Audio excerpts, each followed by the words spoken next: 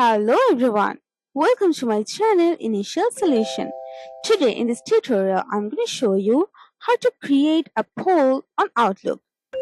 So for this you have to go first on your Outlook.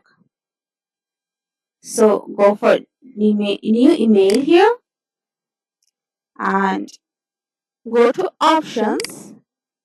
Now click on use voting button. You can choose in this three of it any one.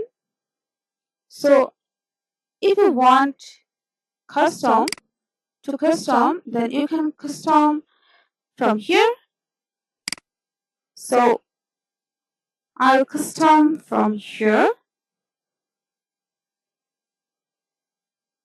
Cricket, then colon and football.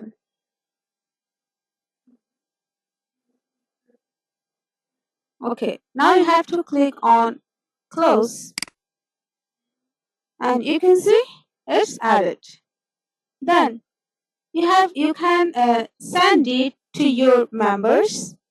After that they can choose an option from here. So guys, this is how you can create a poll from Outlook. Hope this video helped you guys. If it did, then please like, comment and share. Subscribe to our channel and don't forget to hit the bell icon for more videos. Thank you.